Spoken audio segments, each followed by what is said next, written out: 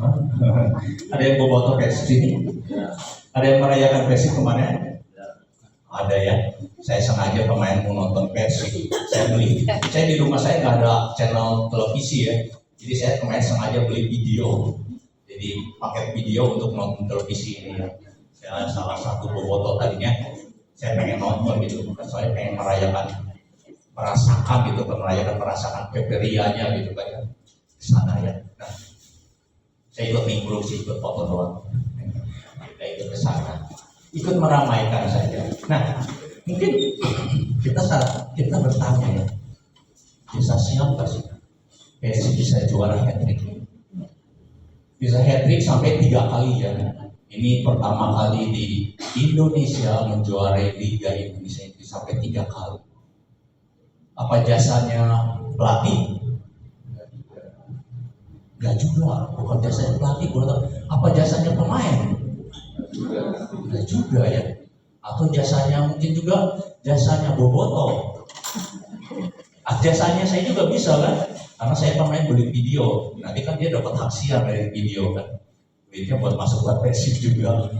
Kalau dimasukin bisa. Atau jasanya manajemen. Mungkin kita semua berpikir semua prestasi di dalam hidup kita, kemampuan di dalam hidup kita itu berfokus pada orang, berfokus pada diri sendiri. Kebanyakan seperti itu yang kita alami.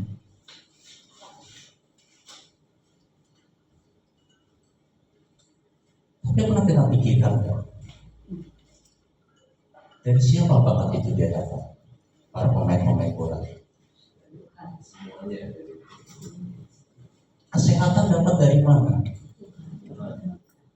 Kecerdasan pelatih itu bisa terus berjalan. Semangat para pemain, kemampuan pemain, kepintaran mereka melakukan itu. Mereka dari siapa sih? Kadang kita tidak memikirkan hal itu yang sepertinya tidak kelihatan. Semua memikirkan dengan kemampuan kita sendiri, prestasi kita sendiri. Kita tidak memikirkan bagaimana mereka bisa berjalan selamat sampai ke Papua, sampai ke Kalimantan. Sedangkan orang aja yang hanya jalan mungkin ke alun-alun, mereka sudah tertabrak. Hari ini kita akan sama-sama belajar. Unggul bukan karena kekuatan sendiri. Apa sih unggul di sini? Unggul itu apa? Kemampuan dalam hidup kita, kepintaran dalam hidup kita, keahlian dalam hidup kita. Apa yang kita punya, pelayanan yang diberikan Tuhan pada kita, itu bukan karena kekuatan sendiri. Ada satu nama yang menguatkan itu, yang memberikannya pada kita dengan percuma, dengan anugerah dari Tuhan. Mari kita sama-sama akan bacakan firman Tuhan kita hari ini dari 2 Korintus 3 ayat 5. Mari kita sama-sama akan membacakan firman Tuhan ini yang diberkati oleh Tuhan. Kita membacakan firman ini. Oke, 1, 2, 3. 2 Korintus 3 ayat 5. Dengan diri kami sendiri, kami tidak sanggup untuk menghidupkan sesuatu selama pekerjaan kami sendiri. Tidak kesanggupan kami adalah pekerjaan Allah. Jadi katanya kesanggupan kami. Rasul Paulus mengatakan bahwa kami tidak sanggup untuk memperhitungkan segala sesuatu. Itu semua pekerjaan kami. Apa yang dia lakukan pelayanan selama di Korintus. Di 2 Korintus ini adalah surat kedua sudah Rasul Paulus itu mengadakan suatu kedatangan ke sana selama 2 tahun. Nah, itu tidak salah ya. Kalau sekarang kita mungkin memandang semua prestasi hidup kita itu dengan pandangan dunia, karena kita hidup sudah dicemar oleh dosa-dosa kita. oleh dosa-dosa luhur itu. Semua pandangannya itu semua kepada dunia. Patokannya, standarnya itu pada dunia. Apalagi sekarang motivator itu mereka sangat mengutamakan pribadi diri. Oh, semua adalah dari diri kita semua. Dari diri kita punya potensi katanya. Mereka pada mengatakan kesuksesan ada di tangan Anda. Selalu motivator menggerakkan hal itu. Lalu Anda adalah arsitek, Anda adalah pencopot, adalah pencipta nasib Anda sendiri. Semua itu diciptakan oleh motivator, oleh orang-orang dunia ini. Apalagi mereka yang sukses. Mereka juga katanya percaya diri, kerja keras, pantang menyerah. Success is your choice. Katanya kesuksesan adalah pilihan kamu katanya. Itu kamu yang nentuin katanya. Itu semua yang dipandang oleh dunia ini. Bahkan sekarang mereka semua orang bikin namanya personal branding. Personal branding. Biarpun itu salah, yang penting kita kenal dahulu lah. Nanti kita perbaiki kalau yang salah. Sampai semua orang pada begitu. Ibu-ibu tahu ya personal branding ya? Enggak ya? Personal branding itu misalkan kita tahu nggak ada sabun. Ada beberapa macam sabun lah. Ada sabun Lux, ada sabun Lifebuoy, terus ada sabun apa lagi? Dove. Nah, mereka punya ciri khas sendiri. Kalau Lux itu diidentikan dengan kemewahan, elegan.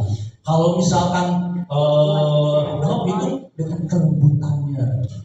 Kalau Lifebuoy itu sehatannya. Itu personal branding. Jadi semua orang itu sedang menciptakan dia jati diri yang lebih bagus dari dia.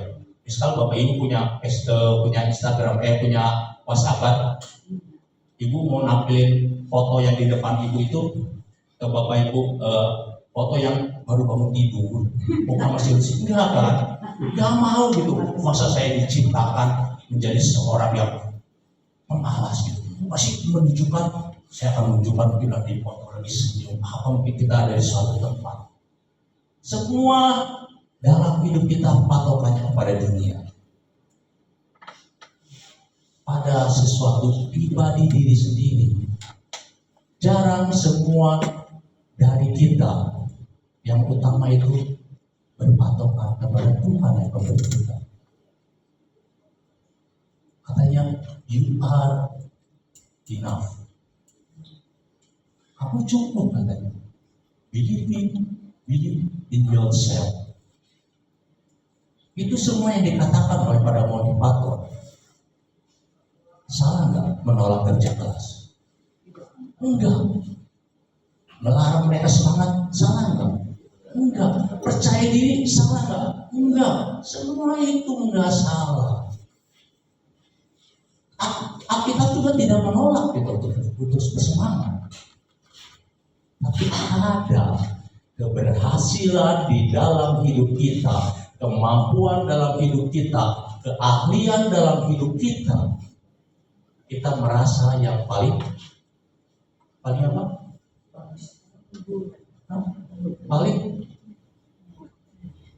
Paling apa?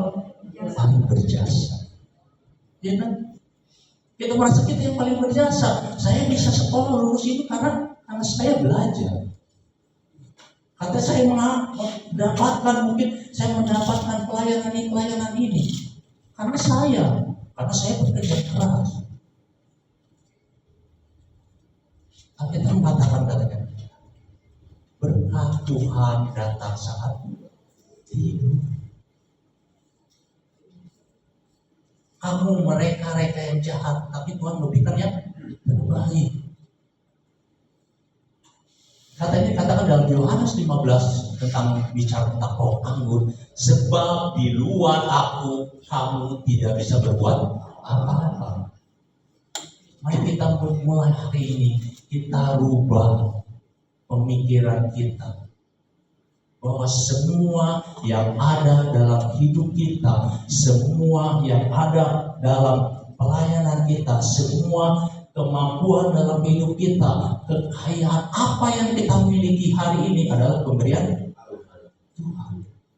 Seorang pembicara katanya bilang ini, apa yang bisa dipegang oleh kita, apa yang bisa dilihat oleh kita, semuanya itu percuma. Setuju? Setuju nggak? Jadi semua yang dipegang oleh kita itu, semua itu yang apa yang bisa dilihat oleh kita itu, kepunyaan kita itu adalah sia-sia. Cuma tinggal waktu saja yang menunjukkan saat ini kita mau melepas sekarang atau kita mau melepas nanti. Apa misalnya? Kekuatan kita. Suatu saat kita akan lemah, kita akan tua, kita akan merasakan gitu. Apalagi kemampuan kita, otak kita, kepintaran kita udah tua apa? Pikun. Semua bisa hilang. Mari kita hari ini bawa pikir bahwa kita akan mengucap syukur dalam semua yang ada kita. Mungkin selama ini kita selalu apa ya, dijejelin gitu, bahwa kenapa? Dicekokin, dijejelin. Bahasa Jerman dari mana dijejelin? Dicekokin bahwa anugerah itu apa? Pemberian Tuhan itu hanya keselamatan, selalu diingetin gitu kan. Semua anugerah itu adalah keselamatan. Bahwa kamu dalam Efesus 2 ayat 9, Efesus 2 ayat 8-9, itu bukan hasil usahamu tapi pemberian Allah. Itu bukan kasih karunia. Itu bukan pekerjaan kamu. Keselamatan semua orang itu kebanyakan dari kita. Bahwa pemberian Allah itu adalah keselamatan. Dengan dia mati di kayu salib, dengan dia bangkit pada hari yang ketiga, naik ke surga. Kenapa kita memikirkan bahwa penyembuhan, bahwa kesehatan dalam hidup kita adalah anugerah Tuhan? Ada seorang pendeta, dia beri kesaksian katanya, dia udah pola hidup sehat. Dia udah hidup pola hidup sehat. Dia nge-gym sampai 3-5 kali seminggu. Pokoknya hidupnya sehat. Apa yang terjadi? Dia kena kanker.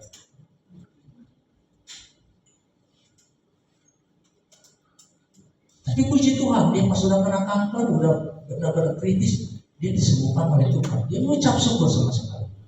Jadi intinya bukan kemampuan dia, bukan usaha dia katanya untuk dia sehat. Tetapi Tuhan yang memberikan kekuatan. Siapa itu yang di tengah gambarnya? Ada yang tahu?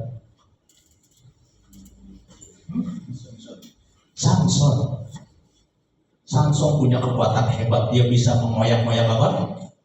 Guling. Dia bisa melak singa. Dia bisa membunuh 300 bangsawan, 30 bangsawan. Dia bisa membunuh 100.000 orang dengan rahang keledai. Kekuatan dia karena rambut dia yang tidak dipotong? Bukan. Banyak dikatakan saat roh Allah turun kepada dia, dia bisa melakukan semuanya itu. Keahlian, kemampuan. Kita baru selesai baca Keluaran. Ada 2 orang di Alkitab disebutkan situ. Dia punya keahlian membuat kemah. Ada yang tahu? Sama siapa? Iya. Dia 2 orang yang diberi kemampuan oleh Tuhan. Keahlian Tuhan untuk memberi apa? Mengerjakan kemah suci. Semua tentang Tuhan. Di dalam Keluaran 3 ayat 2 katakan katanya, Aku yang menanamkan keahlian kepada mereka. Apalagi ada dalam hidup kita? Masalah dari Tuhan? Bukan ya? Masalah dari Tuhan bukan? Hah? Tuhan dari masalah dari Tuhan loh. Izinkan Tuhan. Yusuf, anak siapa itu? Anak Yakub. Hidupnya gimana? Kerja keras. Kerja keras. Pertama sebelum dia dibuang, sebelum dijual, dia adalah anak manja. Ya kan? Dia sama papanya, saudara-saudaranya suruh pergi bergembala, dia di rumah jalan-jalan pakai jubah barusan, tunjukin ke siapa? Ke saudara-saudaranya, ini gua baju bagus gitu kan, gua baru beli ini sama papa kamu, dikasih mutiara katanya. Dia anak manja. Bayangkan dia bermimpi, dia bilang katanya, aku bermimpi seperti ini. Kamu, pasti ke kakak-kakaknya, kamu, ke papa-papanya akan tunduk pada aku. Dia sombong sekali. Bayangkan kalau dia tidak dididik oleh Tuhan. Tuhan tidak mengizinkan masalah di hidup dia. Dia akan punya kepribadian seperti itu. Dia akan menjadi apa? Menjadi raja.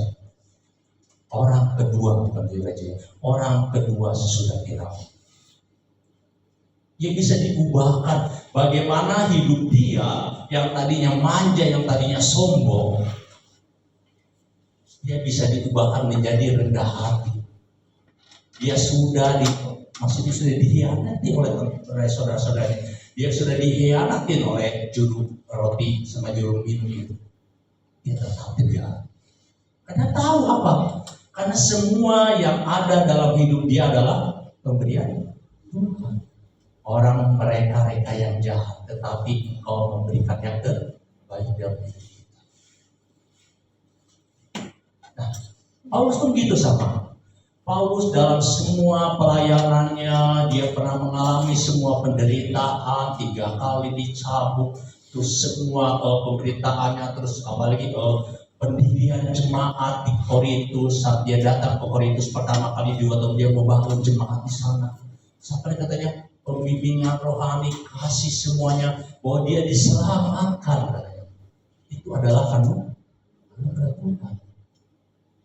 Dalam 1 Korintus 15 ayat 10 katakan, tetapi karena kasih karunia Allah aku adalah sebagaimana aku ada sekarang. Dan kasih karunia yang dianugerahkannya kepadaku tidak sia-sia. Sebaiknya aku telah bekerja lebih keras daripada mereka semua. Tetapi bukan aku, melainkan kasih karunia Allah yang menyertai aku. Dia bilang katanya, apa yang ada aku saat ini katanya. Semua pelayanan di semua daerah itu, emang aku bekerja keras. Emang aku melakukannya dengan segenap hati kita, dengan semangat. Walaupun menghadapi penderitaan, walaupun menghadapi cobaan apapun katanya. Semua itu aku lakukan, tetapi katanya, apa katanya? Kasih karunia Allah yang menyertai dia. Dia tidak membanggakan dirinya. Kita contoh dari Rasul Paulus ini, apa yang ada dalam diri kita, kemampuan, keahlian, harta, kita sama semua belajar bahwa semuanya itu dari Tuhan. Pakai semuanya itu untuk kemuliaan Tuhan. Jangan dipakai hanya untuk diri sendiri. Kemarin saya ikut seminar tentang pendidikan Kristen di RHA. Jangan kita hanya menjadi guru, jangan hanya kita belajar katanya, hanya untuk menghasilkan uang. Jangan hanya untuk menghasilkan kepintaran. Sekali lagi dia bilang katanya, jangan saat kita sebagai guru atau sebagai murid kita belajar atau mengajar, menjadikan orang-orang hanya untuk mencari uang, hanya untuk mencari gelar, hanya untuk mencari apa? jabatan. Bisakah katanya kita menjadi murid-murid yang pintar, kita murid-murid guru-guru yang pintar, tetapi kita mencerminkan sikap Tuhan? Jangan hanya mengejar kita fisik dunia ini, berkat dunia ini. Jadi dia, ayo kita bisa menjadi berkat bagi banyak orang. Apa yang dari kamu yang punya?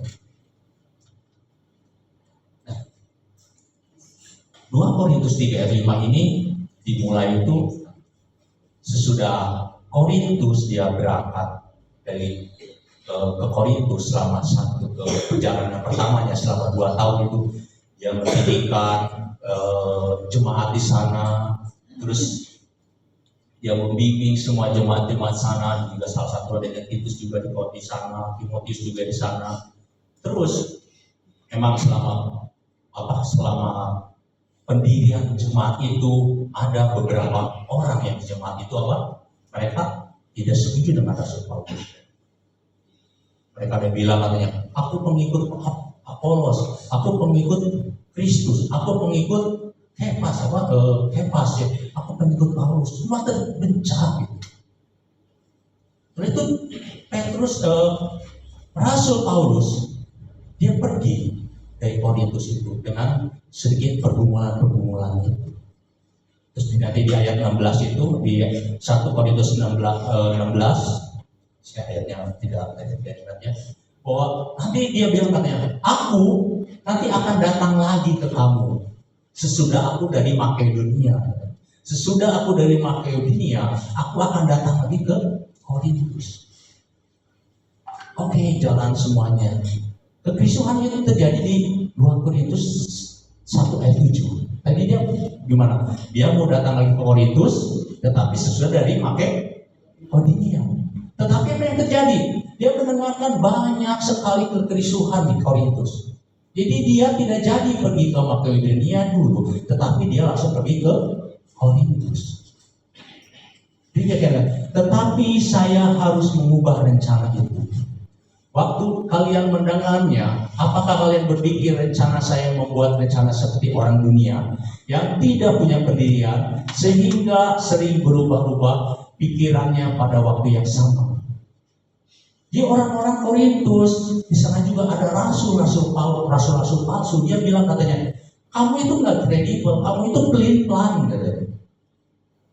Katanya mau ke Makedonia dulu, tapi dia langsung datang ke Korintus. Itu kekristuhan di sana karena kenapa? Karena saat itu banyak sekali rasul-rasul juga, rasul-rasul palsu yang ingin menggantikan Paulus ini, gitu kan. Sehingga banyak sekali rumor-rumor bahwa Rasul Paulus itu dia tidak kredibel, dia bukan rasul yang dipilih oleh Tuhan Yesus dari 12 rasul itu. Katanya apa? Kamu tidak punya sertifikat kan? Lalu dia bilang gini kan, dengan diri kami sendiri, kami tidak sanggup untuk memperhitungkan sesuatu seolah pekerjaan kami sendiri. Tidak ada kesanggupan kami dalam pekerjaan Allah. Di kesanggupan kami, kesanggupan semua pelayanan Petrus bersama teman-teman itu adalah pekerjaan Allah. Di semua saat itu merendahkan Rasul Paulus, meragukan kerasulan dia, karena dia pelin-pelan itu. Karena waktu dia bangun jemaat itu, apa yang terjadi? Karena ada beberapa orang yang tidak setuju. Sedangkan rasul-rasul palsu itu mereka mengejar apa? Mengejar harta, mengejar berkat-berkat. Kalau mereka punya banyak pengikut, mereka akan dapat uang. Tetapi Rasul Paulus, mereka tidak. Katanya, semua kesanggupan kami, semua keahlian kami, semua pelayanan yang kami dapat adalah pekerjaan Allah. Hari ini kita akan belajar dari Rasul Paulus. Jika keberhasilan kita, jika pelayanan kita, prestasi kita, jika keunggulan kita bukan karena kekuatan sendiri, apa sih yang harus kita lakukan? Apa kita menjadi minder? Kita menjadi kerja asal-asalan. Oh, ini saya pernah membagikan. Saya hanya bagi 2 poin karena banyak permintaan dari supplier. Hanya 2, jangan banyak-banyak saja. Hanya 2 poin saja saya berikan ya. Di 2 poin mungkin bisa ya 1 jam setengah bisa. Oke. Apa sih yang harus kita lakukan kalau semua itu yang ada dalam hidup kita itu adalah pemberian Allah? Yang pertama, saudara, saya tanya dulu kalau Bapak Ibu. Kalau Bapak Ibu diremehkan oleh seseorang, Bapak Ibu seperti Paulus ini diremehkan, apa yang dilakukan oleh Bapak Ibu? Marah. Terus apa lagi sudah marah? Diam aja marah ya udah gitu. Iya. Ingin membuktikan gitu. Hei, apa yang kamu omongin itu nggak benar loh. Aku akan buktikan. Kita akan saat itu akan menunjukkan apa? Kesombongan kita.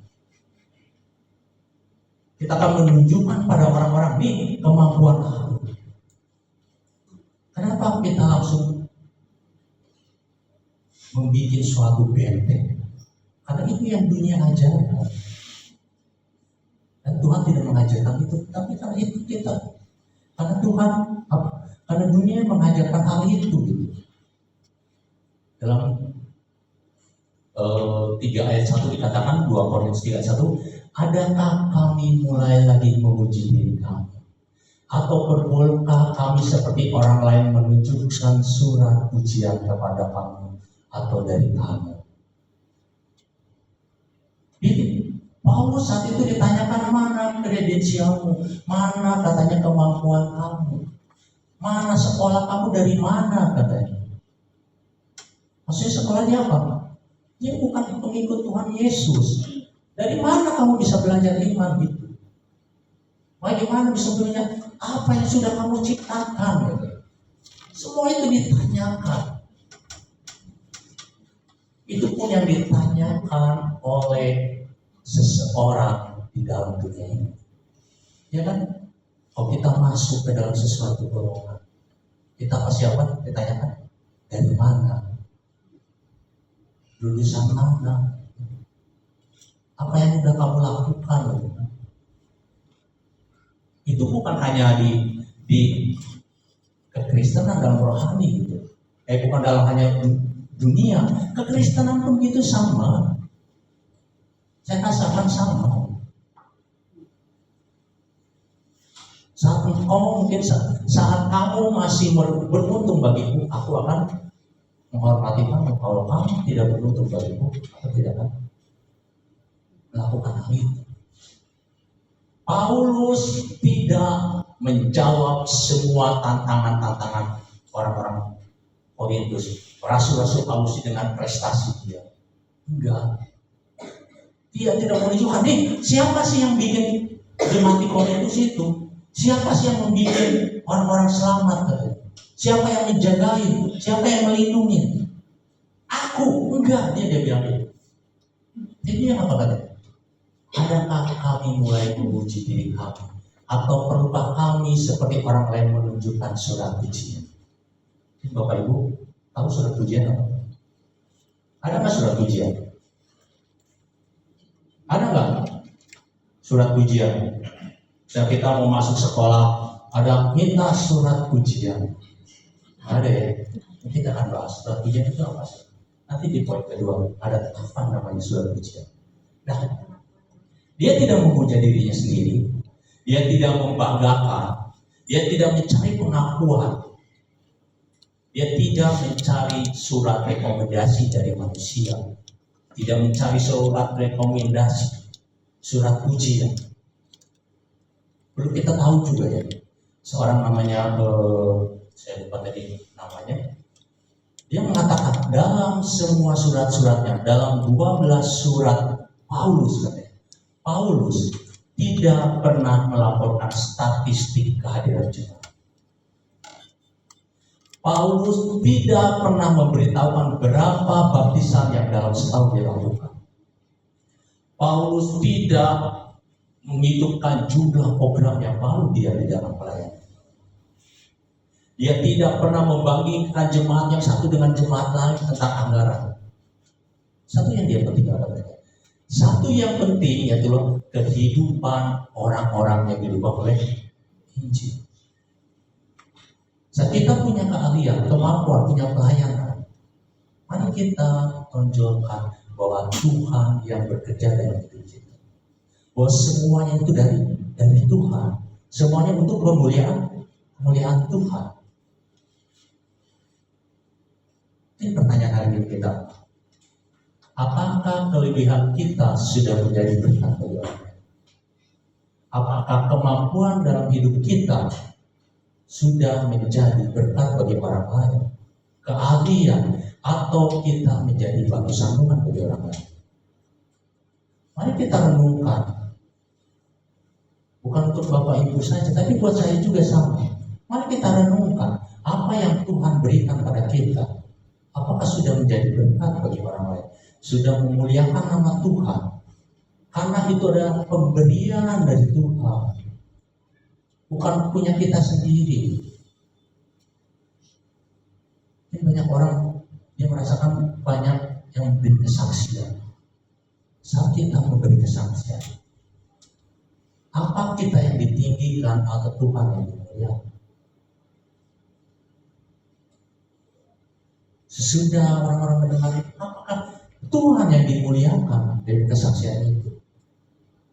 Seperti tadi kita bilang, apa yang bisa dipegang atau dilihat adalah tidak berharga, karena suatu saat akan hilang. Itu yang Rasul Paulus rasakan dalam hidupnya. Karena yang kelihatan adalah sementara, tetapi yang tidak kelihatan adalah kekal. Ini poin pertama yang kita harus lakukan. Kita responi dari Rasul Paulus ini, bahwa saat semua yang ada dalam hidup kita bukan kekuatan kita, jangan kita menyembuhkan diri, karena semua itu titipan dari Tuhan. Bagaimana kita mengelola dengan baik? Jangan sampai kita seperti orang-orang yang menerima talenta, orang yang menerima talenta satu talenta.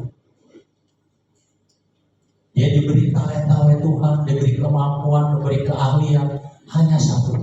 Tapi apa itu? Dia membenci. Dia tidak menghargai talenta itu. Sampai bilang katanya, hei kamu Tuhan yang jahat. Tapi hari ini kita, apa yang dalam diri kita Tuhan kasih, mari kita lakukan dengan benar. Kita menjadi berkat bagi orang lain. Rasul Paulus katakan katanya, apa yang engkau punya tidak engkau terima, dan jika engkau menerimanya, mengapa engkau memegahkan diri seolah engkau tidak menerimanya? Mari kita menghargai apa yang Tuhan punya, dan kita tidak menjadi sombong, tetapi kita bisa menjadi berkat bagi banyak orang. Yang kedua, saya mau bagikan dari 2 Korintus 3 ayat 2 dan 3, katakan, kamu adalah surat pujian kami yang tertulis dalam hati kami dan yang dikenal, yang dapat dibaca semua orang, karena telah dinyata bahwa kamu adalah surat Kristus yang ditulis oleh pelayanan kami, ditulis bukan dengan tinta tetapi dengan Roh Allah yang hidup, bukan pada logam batu melainkan pada logam daging, yaitu di dalam hati manusia. Sini ada surat pujian. Jadi kita belum pernah dengar ya surat pujian ini. Tapi kalau surat rekomendasi pernah kan? Nah ini kalau dalam bahasa Inggrisnya dan juga dalam bahasa aslinya itu surat pujian itu diterjemahkan itu letter of recommendation. Ini surat rekomendasi. Apa sih surat rekomendasi itu? Jadi saat zaman dahulu itu hidup itu semua berkelompok. Semua itu ada kelompok A, kelompok B, kelompok C. Nah, bagaimana saya bisa masuk ke kelompok A, saya bisa masuk ke dalam kelompok B? Itu tidak sembarangan.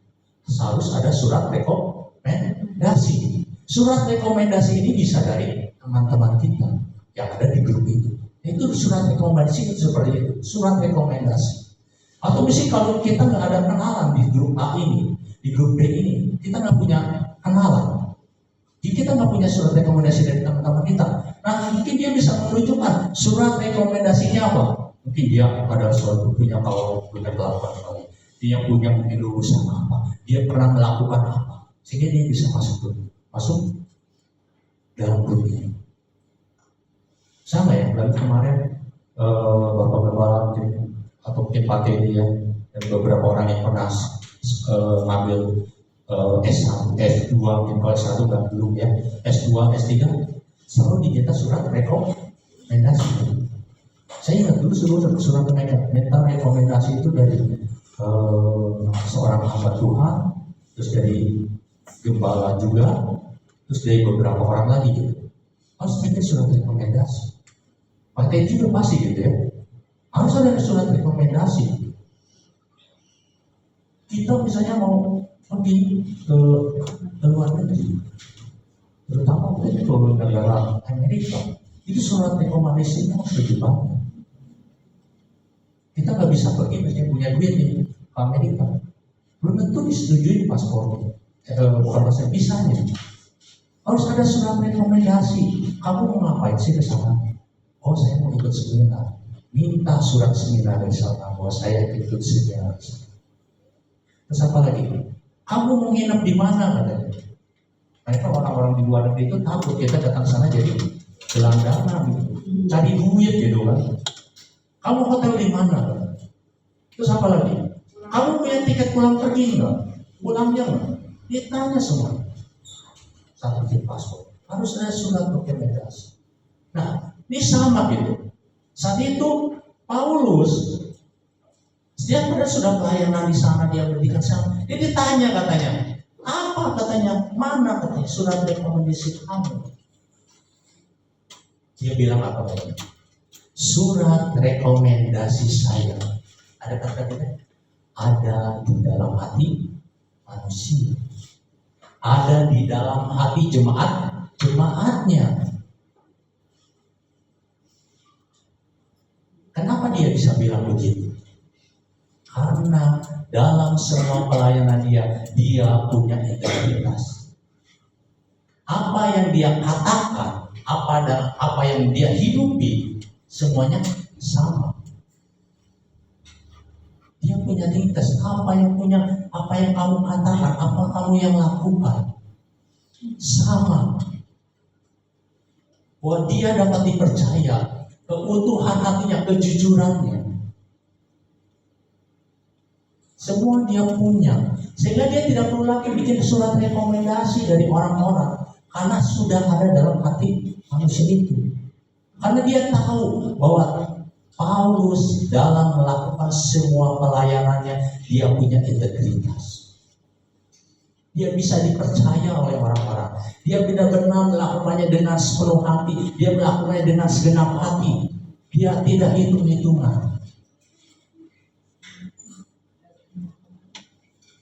Dalam 1 Korintus 11 ayat 1 katakan, ikutilah teladanku sama seperti aku mengikuti teladan Kristus. Kenapa Paulus berani mengatakan berani ikuti aku? Karena hidupnya bisa dipertanggungjawabkan. Tidak seperti guru-guru palsu itu. Mereka hanya mencari uang. Mereka hanya cari ketenaran.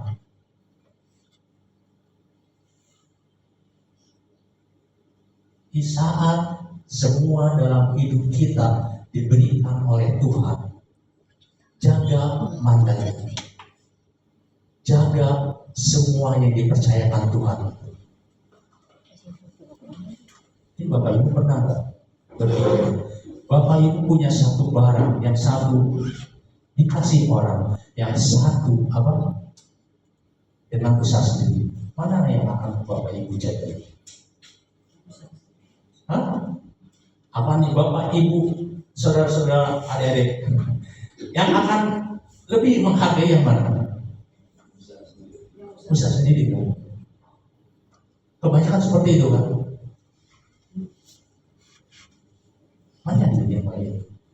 semua pemberian dari Tuhan itu dalam Anda. Jaga integritas kita. Kalau kita diberi keahlian, diberi kemampuan, diberi jabatan, jangan pakai menjadi sesuatu batusan bagi orang lain. Pelayanan kita, mari kita sama-sama lakukan dengan benar. Bukan buat Bapak Ibu atau saudara-saudara, tapi buat saya juga sama. Saya belajar untuk mempertanggungjawabkan semua yang Tuhan berikan kepada kita. Pertanyaannya, apakah hidup kita bisa dibaca orang lain sebagai surat Kristus? Apakah dalam saat kita berkelompok ke berbagai tempat, apakah orang-orang sudah melihat, oh iya, kamu adalah anak Kristus, orang-orang percaya. Bukan hanya seorang Kristen, tapi orang-orang yang beriman. Apakah orang di luar sana, dan yang dengan ada di dalamnya? Apakah aku melayani Tuhan atau hanya untuk mencari pujian manusia? Mari kita introspeksi pada diri kita. Mandat dari Tuhan itu, pemberian semua apa yang dalam hidup kita itu, kita tidak bisa membanggakan diri sebenarnya. Karena itu pemberian Tuhan, Tuhan bisa ambil dalam sekejap. Kisah Saul, dia menjadi raja, Tuhan ambil kemuliaannya dari dia seorang raja. Dia mau mengusahakan apapun nggak bisa. Jadi integritas bukan tentang sempurna di depan manusia, tetapi sungguh-sungguh di hadapan. Mungkin kita saat melakukan semuanya itu kita tidak sempurna, tapi kita belajar bahwa semua yang ada adalah pemberian Tuhan.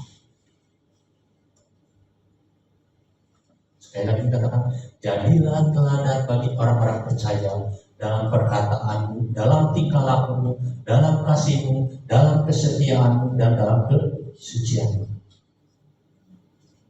Terapkan integritas dari hidup kita. Jangan pakai yang semua dalam hidup kita menjadi batu sandungan. Jangan ada yang dalam hidup kita itu tidak untuk memuliakan Tuhan. Bagaimana yang ada dalam hidup kita bisa orang lain melihat seperti kita idealnya ini. Saya tutup firman Tuhan ini.